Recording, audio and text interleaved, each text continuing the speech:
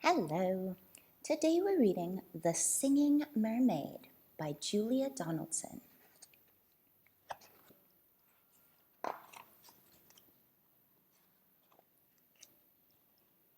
Did you ever go to Silver Sands on a sunny summer's day?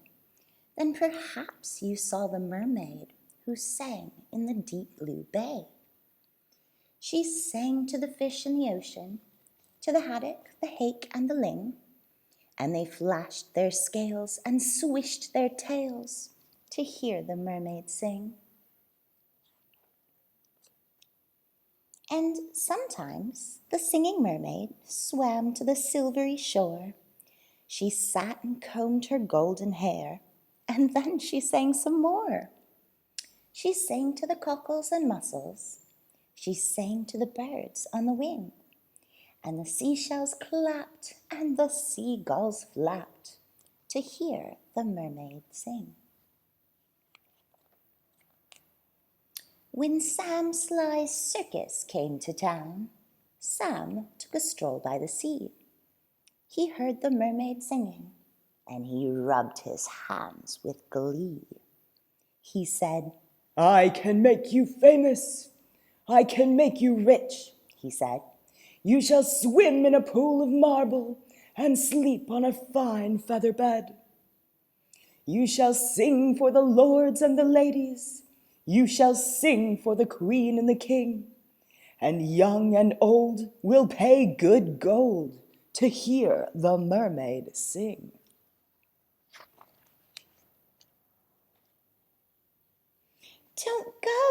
don't go, cried the seagulls. And the seashells warned, he lies. But the mermaid listened to old Sam Sly and smiled as she waved her goodbyes. And he took her away to the circus, and she sang to the crowds round the ring. And more, more, more came the deafening roar when they heard the mermaid sing. Now, the mermaid shared a caravan with Annie the acrobat, and Ding and Dong the circus dogs, and Bella the circus cat. And she made good friends with the jugglers, and the man who swallowed fire, and the clown with the tumble-down trousers, and the woman who walked on wire. But she wasn't friends with old Sam Sly. No, she didn't care for him, for he made her live in a fish tank where there wasn't room to swim. And there was no pool of marble, and there was no feather bed. And when she begged him, "Set me free," he laughed and shook his head.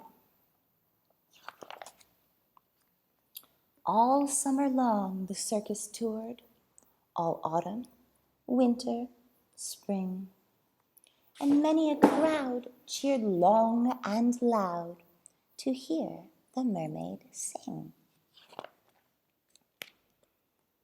But the mermaid dreamed of Silver Sands, and she longed for the deep blue sea, and her songs grew sad, and again she said, "I beg you, set me free." But again he laughed and shook his head and told her, "No such thing. Here you will stay while people pay to hear the mermaid sing." At Silver Sands, a seagull was flying to his nest when on the breeze he heard a song, the song which he loved the best. And he followed the song to the caravan. Sam Sly was about to lock it. The seagull watched as he turned the key and slipped it inside his pocket. The seagull waited till Sam had gone. Then he perched on the windowsill, and tap, tap, tap at the window, he tapped with his yellow bill. Come back to Silver Sands. It's only a mile away. I can find the key and set you free if you'll come back home to the bay. Escape, barked the dogs. Escape, meowed the cat. But the mermaid sighed. I'd fail, for how could I walk to Silver Sands when I only have a tail? Like this, cried Annie the acrobat, and she stood up on her hands. This is the way, the only way to get to Silver Sands. Right hand, left hand, tail up high. There's really nothing to it. If I give you lessons every night, you'll soon learn how to do it.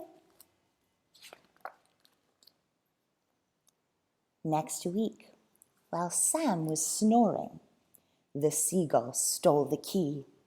He carried it off to the caravan and set the mermaid free. And he flew ahead to guide her as she walked upon her hands, all along the moonlit road that led to Silver Sands.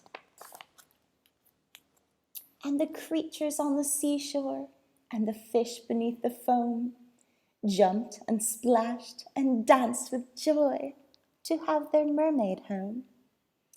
And she sang to the cockles and mussels. She sang to the birds on the wing. And the seashells clapped and the seagulls flapped to hear the mermaid sing. And if you go down to Silver Sands and swim in the Bay of Blue, perhaps you'll see the mermaid, and perhaps she'll sing for you. The end.